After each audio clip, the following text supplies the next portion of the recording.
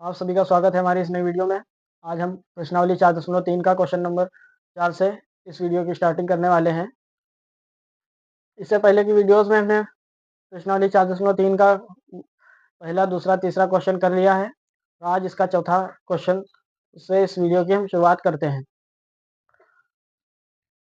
तो देखते हैं कि चौथा क्वेश्चन जो दिया हुआ है वो उसमें क्या कह रहा है। इसमें कहा गया है कि 3 वर्ष पूर्व रहमान की आयु का व्युत्क्रम और अब से 5 वर्ष पश्चात आयु के व्युत्क्रम का योग 1/3 है। उसकी वर्तमान आयु ज्ञात कीजिए। चलिए करते हैं इस क्वेश्चन को। यहाँ पर हम सबसे पहले लिखेंगे माना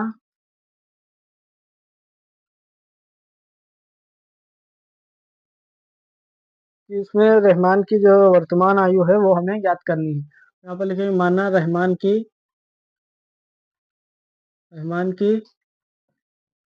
वर्तमान आयु बराबर x वर्ष। आयु जो होती है वो वर्ष में होती है।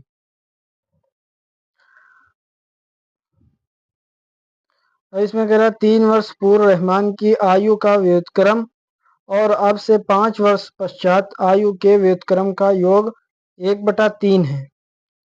तो इसलिए हम यहाँ पर 3 वर्ष पूर्व रहमान की आयु लेंगे।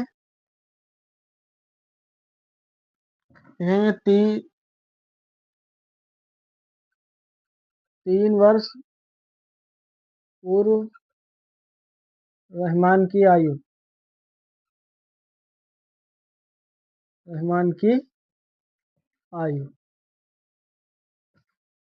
तो 3 वर्ष पूर्व रहमान की आयु जो होगी वो वर्तमान आयु जो भी होगी उससे 3 हम माइनस कर देंगे तो उसकी 3 वर्ष पूर्व आयु ज्ञात हो जाएगी। अगर किसी भी व्यक्ति की आयु इस टाइम में अगर उसकी 20 साल है तो 3 साल पहले उसकी आयु जो होगी वो 17 होगी। यानी हम 3 उसकी आयु से माइनस कर दें तो हमें उसकी 3 वर्ष पूर्व आयु ज्ञात हो जाएगी।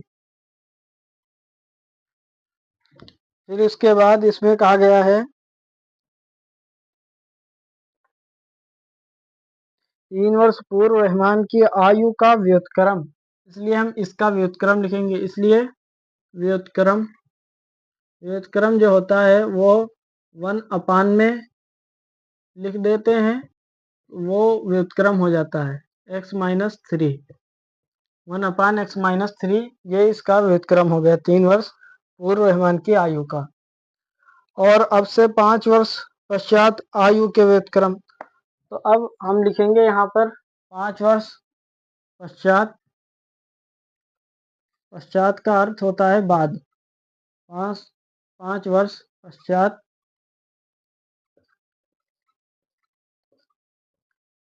रहमान की आयु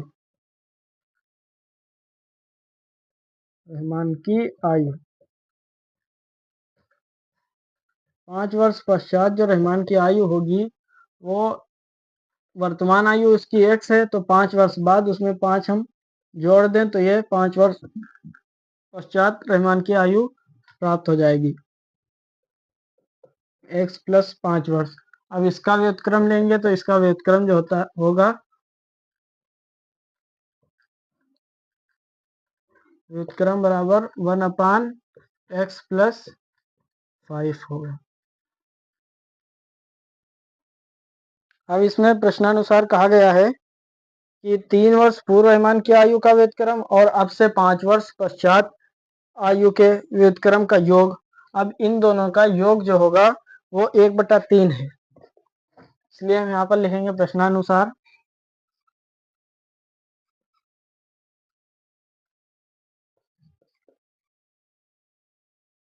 प्रश्नानुसार 1/x - 3 और प्लस में 1/x + 5, इन दो इनका हम योग जब करेंगे तो ये 1/3 आएगा। अब इसको हल करने के लिए हम यहाँ पर क्रॉस मल्टीप्लाई करेंगे तो ये x + 5 हो जाएगा और ये x और -3 होगा और इन दोनों की गुणा हो जाएगी आपस में, ब्रैकेट ब्रैकेट ब्रैकेट की गुणा होगी, तो हम यहाँ पर x की गुणा x² हो जाएगा और x की गुणा 5 से करेंगे तो ये 5x होगा और -3 की गुणा x से तो -3x और ये -3 की गुणा +5 से तो ये -15 बराबर 1/3। ये प्लस का x ये 2x हो जाएगा और यहाँ पर जब हम घटा देंगे इससे 5 से 3 तो ये +2 बचेगा। ये यहाँ पर x² ऐसे ही लिख देंगे। ये 5x से 3x घट जाएगा तो +2x बचेगा और ये -15 हो जाएगा बराबर 1/3। अब इस समीकरण की गुणा हम 1 से कर देंगे तो ये ऐसे ही रहेगी, इसमें कोई फर्क नहीं पड़ेगा जब 1 से गुणा करेंगे। तो x² प्लस 2x - 15 बराबर, तो इस समीकरण की गुणा हम 3 से करेंगे तो ये 3 दूनी 6x प्लस 3 दूनी 6। अब x² ये ऐसे ही लिख देंगे, फिर ये +2x है, ये 6x है, जब ये इधर आएगा तो माइनस का हो जाएगा और जब इससे घटेगा तो ये -4x बचेगा। ये माइनस का 15 है और ये +6, ये जब इधर आएगा तो ये माइनस का हो जाएगा और -15 -6 -21 बराबर 0। इस तरह से ये समीकरण प्राप्त होगी।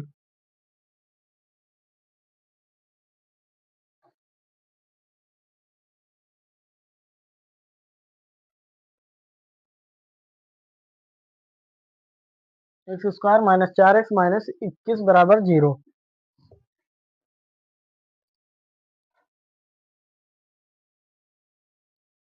अब इसको हम गुणनखंड विधि से हल कर लेंगे इस समीकरण को। x² - 4x, जब 21 की गुणा हम 1 से करेंगे तो 21 आएगा और हमें ऐसे फैक्टर करने हैं यहाँ पर 21 के की जोड़ने या घटाने पर -4x बच जाए, तो इसलिए हम यहाँ पर लिखेंगे x² है और -4x की जगह पर हम लिख देंगे -7x और +3x -21 बराबर 0।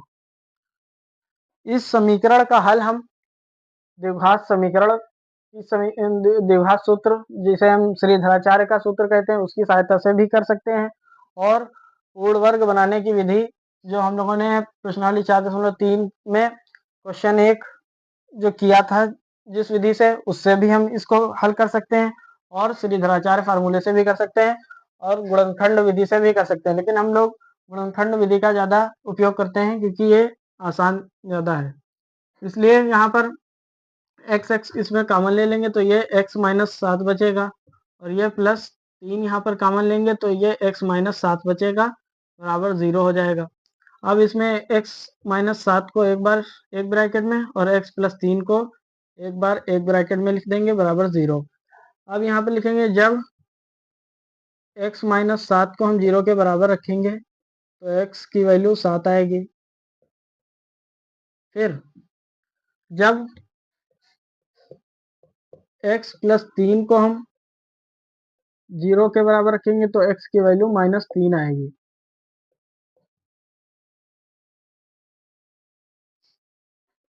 अब यहाँ पर जो x की वैल्यू -3 आई तो इसको हम समझ लेते हैं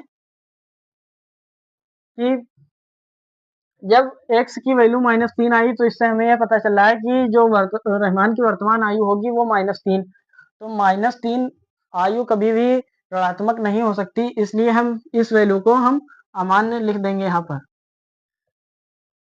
आयु हमेशा धनात्मक होगी, इसलिए इसको हमने अमान्य लिख दिया। यहाँ पर जो x की वैल्यू होगी वो x बराबर 7 हम लेंगे, तो इससे हम लिख देंगे अतः रहमान की वर्तमान आयु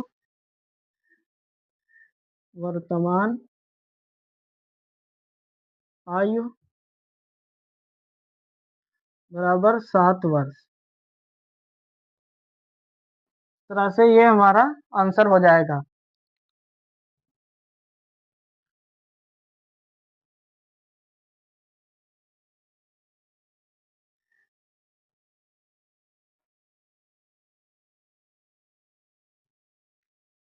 अगर आप लोग हमारे चैनल पर नए हैं तो हमारे YouTube channel the Hamdan academy को प्लीज़ सब्सक्राइब कर लें, जिससे आने वाली सभी वीडियोस आप सभी को आसानी से मिल सके। और वीडियो अगर अच्छा लगा हो तो प्लीज़ उसको लाइक शेयर कर दें।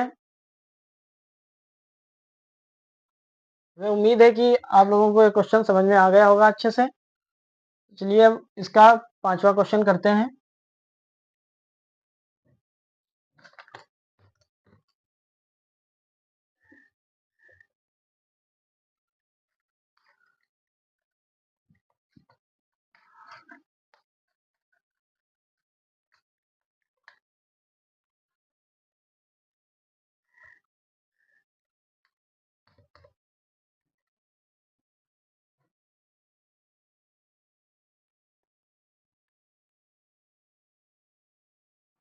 इसमें 5वां जो क्वेश्चन है वो दिया हुआ है। इसमें कह रहा है कि एक क्लास टेस्ट में शेफाली के गणित और अंग्रेजी में प्राप्त किए गए अंकों का योग 30 है।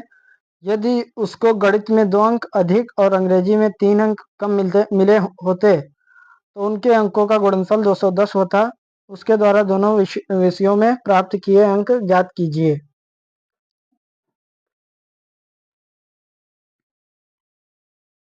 तो हमें दोनों विषयों में यानी गणित और अंग्रेजी इन दोनों में हमें प्राप्त अंक ज्ञात करने हैं। इसलिए हम यहाँ पर सबसे पहले मान लेंगे, माना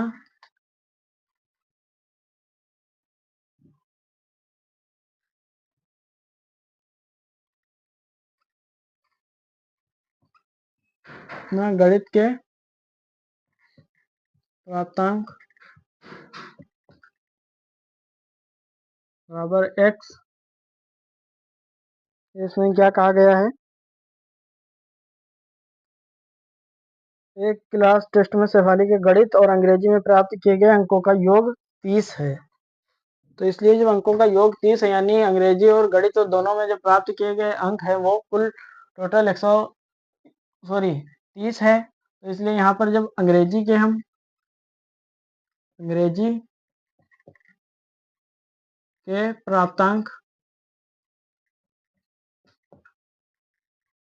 के प्राप्तांक लेंगे तो वो 30 से हम जब गणित वाले माइनस कर देंगे तो वो अंग्रेजी के मिल जाएंगे। इसलिए 30 माइनस x होगा।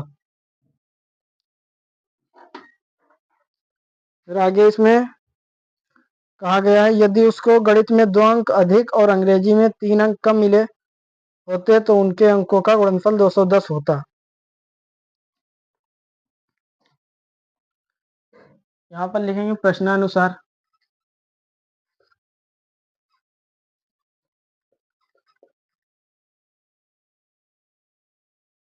कह रहा है कि गणित में 2 अंक अधिक,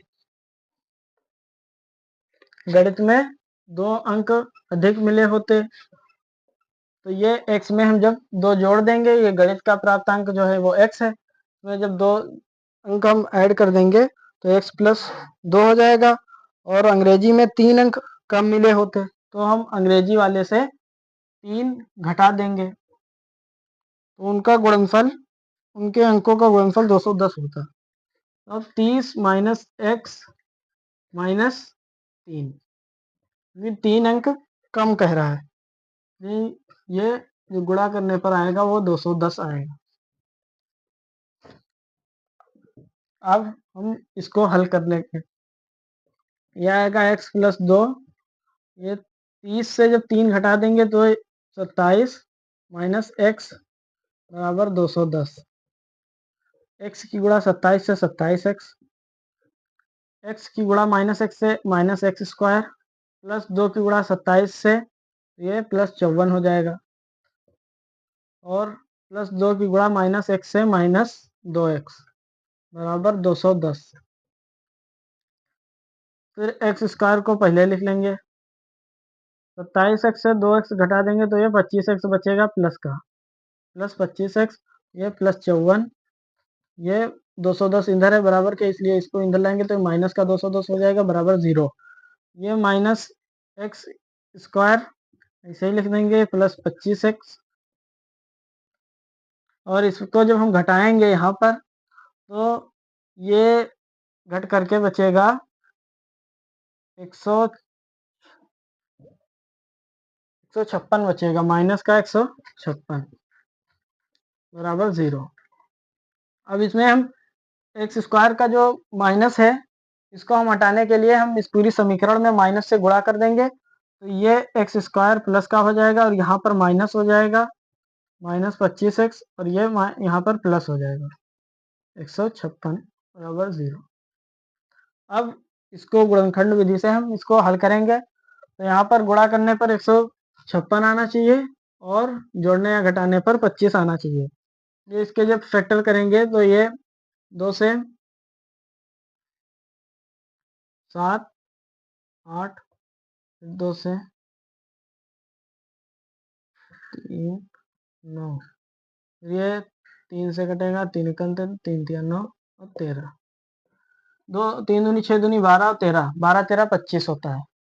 इसलिए यहाँ पर लिखेंगे एक्स स्क्वायर माइनस 13x और माइनस 12x प्लस 156 बराबर 0।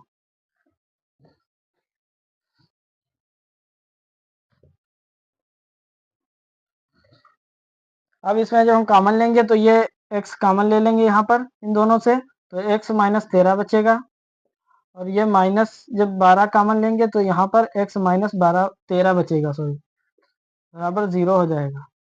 ये x माइनस 13 एक बार एक ब्रैकेट में लिखेंगे, अगले ब्रैकेट में x माइनस 12 लिख देंगे। अब हम इसमें यहाँ पर एक बार x माइनस 13 को 0 के बराबर रखेंगे, जब x माइनस 13 बराबर 0 तो x बराबर 13, जब x माइनस 12 बराबर 0 तो x बराबर 12।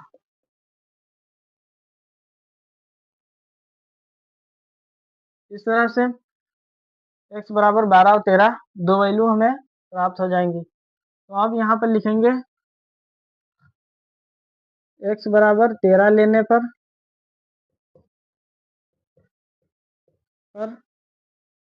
तब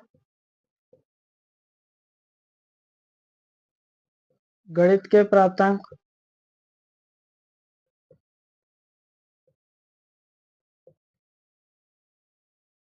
क्योंकि गणित का प्राप्तांक x है इसलिए ये 13 हो जाएगा, और अंग्रेजी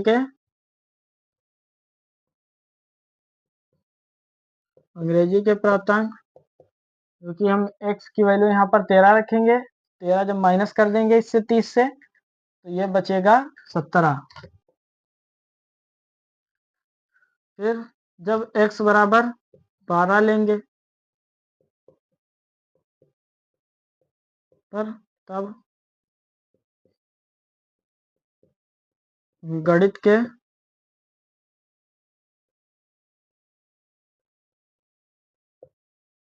प्राप्तांक बराबर 12 हो जाएगा, क्योंकि हमने यहाँ पर x बराबर 12 लिया है। फिर अंग्रेजी के प्राप्तांक, अंग्रेजी के प्राप्तांक ये जब हम x की जगह पर 12 रखेंगे तो 12 जब माइनस करेंगे तो यहाँ पर 18 आ जाएगा। इस तरह से ये हमारा क्वेश्चन नंबर 5 हो जाएगा। इसमें गणित के प्राप्तांक 13, अंग्रेजी के 17 या गणित के 12 और अंग्रेजी के 18 होंगे।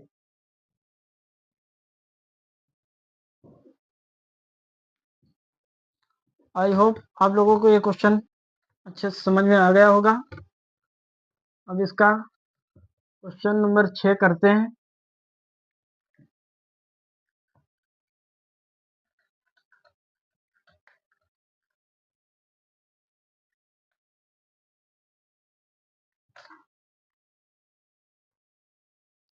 हमने प्रश्नावली 4.1 और प्रश्नावली 4.2 की वीडियोज से पहले बनाई हुई हैं, जिनका लिंक आपको डिस्क्रिप्शन में मिल जाएगा, वहां से आप लोग देख सकते हैं।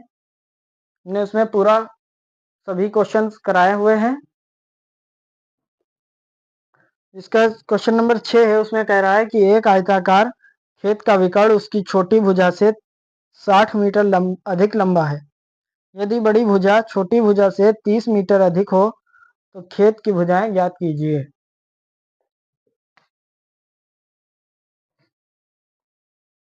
एक आयताकार खेत है,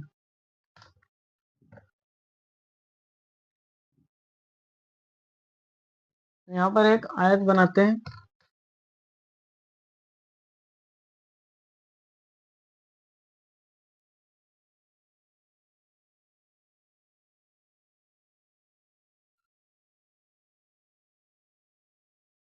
इस तरह से एक आयताकार खेत है, इसका विकर्ण ये होगा। ये हम इसको नाम देते हैं ए, बी, सी और डी। अब देखते हैं क्वेश्चन में क्या कह रहा है, एक बार फिर से देखते हैं। इसमें कह रहा है कि एक आयताकार खेत का विकर्ण उसकी छोटी भुजा से 60 मीटर अधिक लंबा है। यदि बड़ी भुजा छोटी भुजा से 30 मीटर अधिक हो तो भुजाएं, तो खेत की भुजाएं ज्ञात कीजिए। तो हम यहाँ पर मान लेंगे सबसे पहले कि छोटी भुजा कितनी है। तो यहाँ पर लिखेंगे माना छोटी भुजा बराबर x मीटर।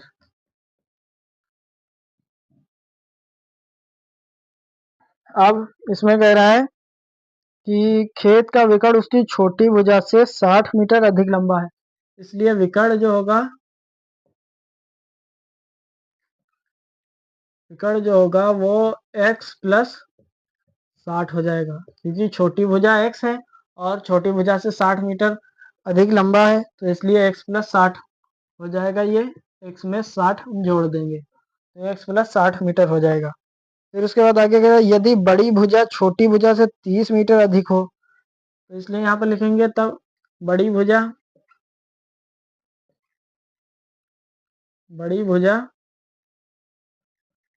जो होगी वो बड़ी भुजा छोटी भुजा से 30 मीटर अधिक है, तो x प्लस 30 हो जाएगी बड़ी भुजा।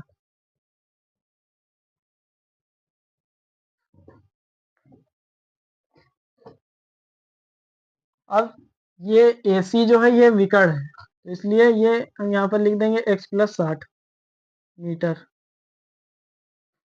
फिर छोटी भुजा, इसमें जो छोटी भुजा होगी वो BC हो जाएगी, तो हम x मीटर ये हो जाएगी। और इसमें जो बड़ी भुजा है वो x प्लस 30, क्योंकि आयत की जो चौड़ाई होती है वो लंबाई से कम होती है। ये यहाँ पर अब इसको जब सॉल्व करने के लिए ये जो त्रिभुज AC भी हमें दिख रहा है, ये एक समकोण त्रिभुज है, क्योंकि किसी भी आयत में जो चारों कोने पर जो कोण बनता है वो 90 डिग्री होता है, इसलिए ये एक समकोण त्रिभुज होगा। हम इसमें पाइथागोरस थ्योरम लगा सकते हैं। यहाँ पर लिखेंगे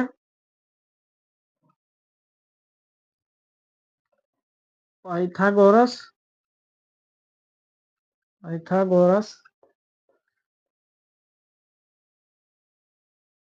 प्रमेय से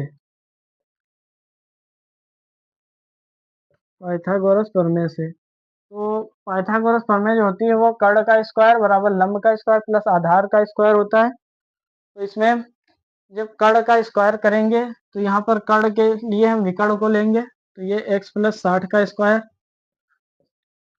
और बराबर x लंब का स्क्वायर यानी x का स्क्वायर प्लस आधार का स्क्वायर x प्लस 30 का स्क्वायर।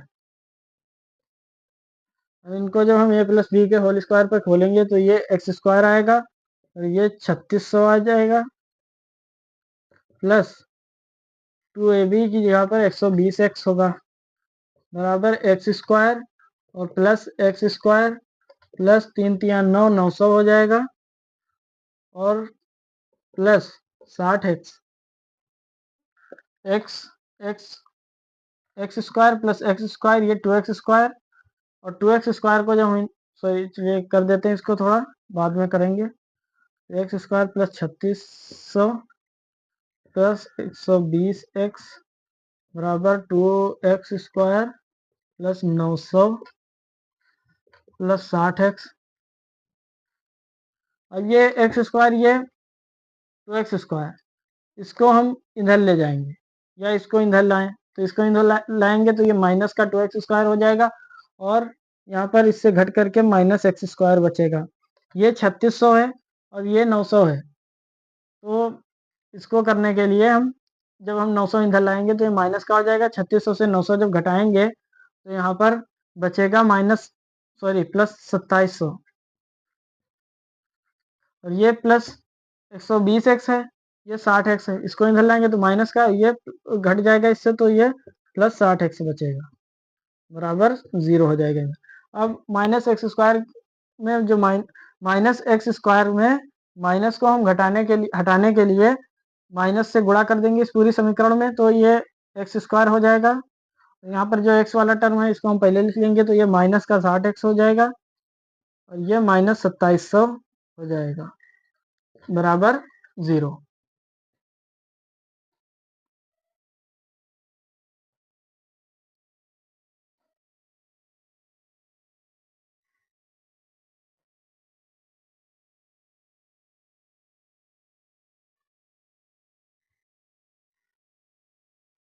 तो अब इसको गुणनखंड विधि से हम इसको हल करेंगे, तो यहाँ पर आएगा एक्स स्क्वायर 2700 के फैक्टर अगर करें हम, ये आएगा 2700 के फैक्टर करने पर हम बड़ी गिनती से काट देंगे इसको, तो ये 9 से अगर काटे तो 9 तिरिक 27 और 0, फिर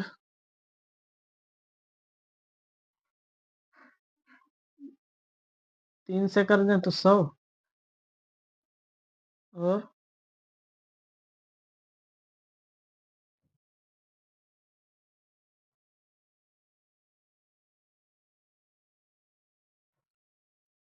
इसको 10 से अगर करें तो 100, फिर 10 से करें तो 1।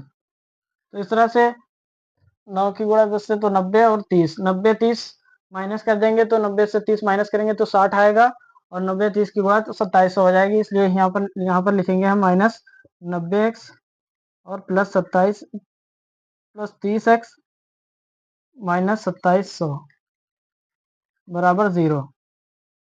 जब x कॉमन लेंगे तो x माइनस 90 आएगा, और ये प्लस जब 30 कॉमन लेंगे इसमें तो x माइनस 30 से जब इसको भाग करेंगे तो यहाँ पर 90 आ जाएगा बराबर 0। ये x माइनस 90 और ये x प्लस 30 बराबर 0। जब x माइनस 90 को 0 के बराबर रखेंगे,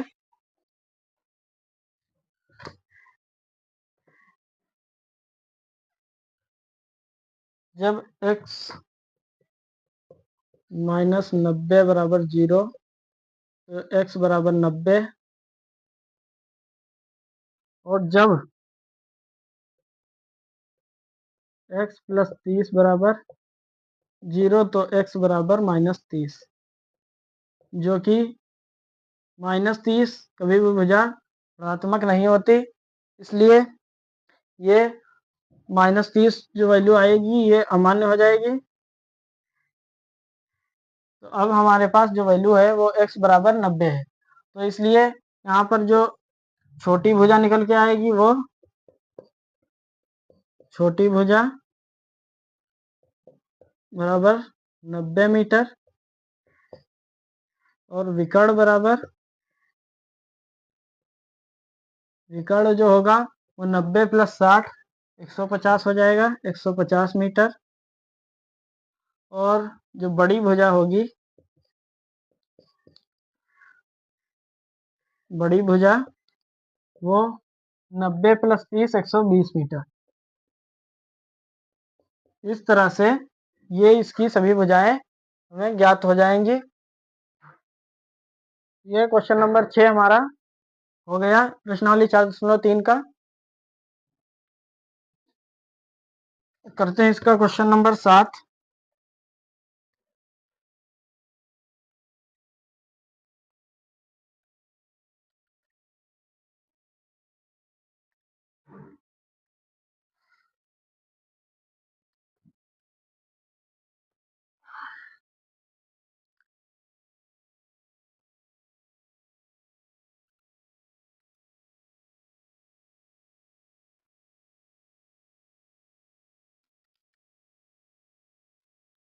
क्वेश्चन नंबर 7 में कह रहा है दो संख्याओं के वर्गों का अंतर 180 है।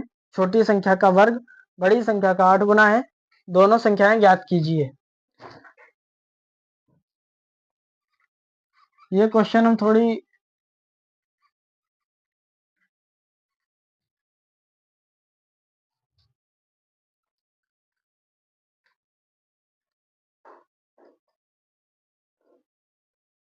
करते हैं इसका 7वां क्वेश्चन, जिसमें कहा गया है दो संख्याओं के वर्गों का अंतर 180 है। छोटी संख्या का वर्ग बड़ी संख्या का 8 गुना है। दोनों संख्याएं ज्ञात कीजिए। इस क्वेश्चन में हम दोनों संख्याएं जो मानेंगे वो अलग अलग मानेंगे।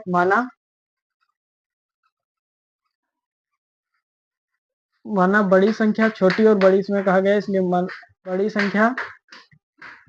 बड़ी संख्या बराबर x, छोटी संख्या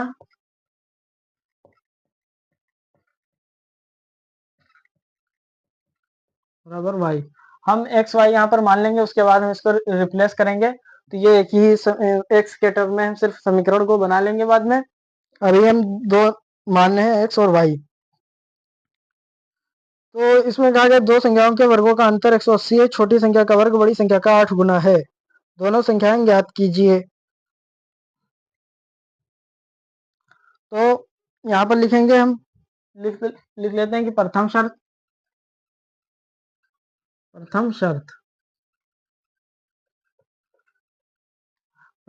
क्या है कि दो संख्याओं के वर्गों का अंतर 180 है। तो यानी x का स्क्वायर और माइनस वाई का स्क्वायर बराबर 180 होगा। ये समीकरण फर्स्ट हो जाएगी। फिर जब द्वितीय शर्त लिखेंगे,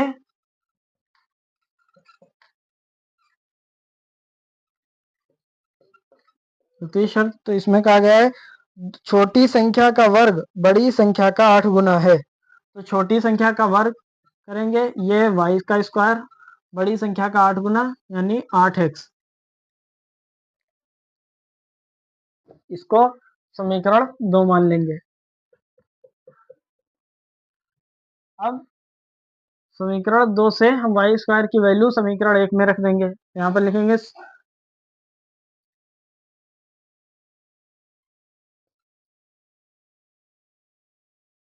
समीकरण 1 में वाई स्क्वायर बराबर 8x रखने पर,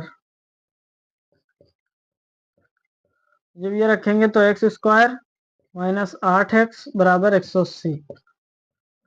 ये x स्क्वायर माइनस 8x और ये माइनस 180 बराबर 0। इस तरह से ये हमारी द्विघात समीकरण बन गई। यहाँ पर एक ही अचर पद है जो x है, सॉरी यहाँ पर एक ही चर पद है x। तो इस तरह से ये द्विघात समीकरण बन गई। यहाँ पर हमने माना था x और y के टर्म में, लेकिन हमने यहाँ पे इसकी सहायता से हमने रिप्लेस कर लिया। यहाँ पर अब इसको हम गुणनखंड विधि से सॉल्व करेंगे। तो इसको 180 के जो फैक्टर करेंगे तो 6 से काट दें इसको, 6 3 18 और 3 से 10, 5 से 2, 2 से 1, 5 दूनी 10 और 6 3 18। 10 और 18 का अंतर जो होता है वो 8 होगा। इसलिए यहाँ पर लिखेंगे x स्क्वायर और माइनस 10x प्लस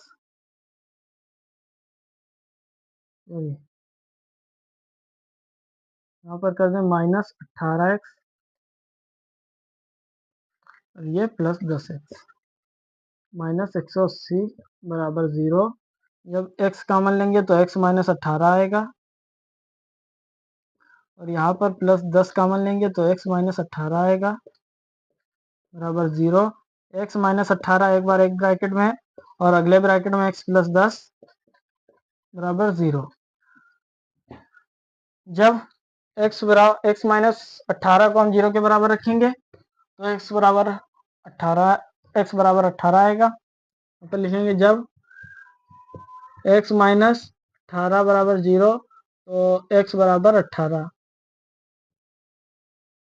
फिर जब x प्लस 10 बराबर 0 तो x की वैल्यू माइनस 10 आएगी। तो इस तरह से यहाँ पर दो मान प्राप्त हुए, x बराबर 18 और x बराबर माइनस 10। लेकिन इसमें जो x बराबर माइनस 10 होगा वो यहाँ पर हम अमान्य कर देंगे, क्योंकि अगर हम x माइनस 10 रखेंगे, यहाँ पर देखिए अगर x की वैल्यू माइनस 10 हमने यहाँ पर रखी तो x का माइनस 10 का स्क्वायर करेंगे 100 आएगा, और 100 जब इधर लाएंगे तो हम ये 100 इधर लाने पर माइनस का हो जाएगा, ये माइनस इससे घट जाएगा, यहाँ पर 80 बचेगा, और ये माइनस इधर लाएंगे तो ये माइनस का 80 हो जाएगा। जब इसको इस पर स्क्वायर लगाएंगे तो ये माइनस में अंडर रूट हो जाएगा, तो इसलिए y को वैल्यू जो निकलेगी वो अमान्य हो जाएगी, माइनस में अंडर रूट होगा। इसलिए यहाँ पर हमने x बराबर माइनस 10 को अमान्य कर दिया। अब इसमें हम x बराबर 18 ही लेंगे। तो अब यहाँ पर लिखेंगे x बराबर 18, x का मान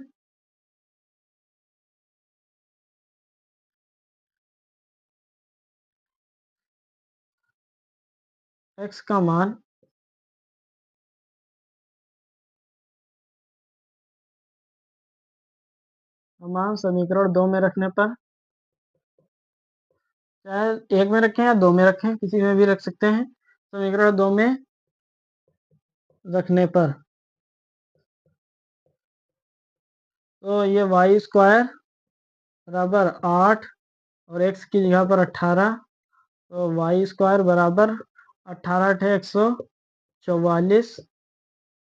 ये y की वैल्यू जो आएगी, जो इस पर रूट लग जाएगा तो इसलिए अंडर रूट हम लिख दें यहाँ पर 144, वाई बराबर रूट 144 है, तो वाई बराबर अंडर रूट 144 की वैल्यू माइनस प्लस माइनस 12 होगी। तो यहाँ पर जो बड़ी संख्या होगी वो 18 हो जाएगी और छोटी संख्या 12 या माइनस 12 हो सकती है। तो इसलिए यहाँ पर लिखेंगे अतः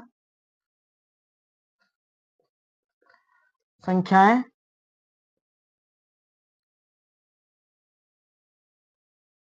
18, 12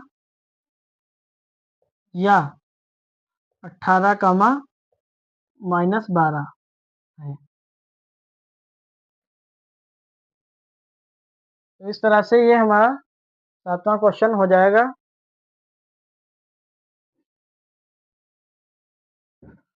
तो हमें उम्मीद है कि आप लोगों को ये सभी क्वेश्चन जो हमने आज कराए ये अच्छे से समझ में आ गए होंगे। तो आज के लिए इतना ही, मिलते हैं नेक्स्ट लेक्चर में।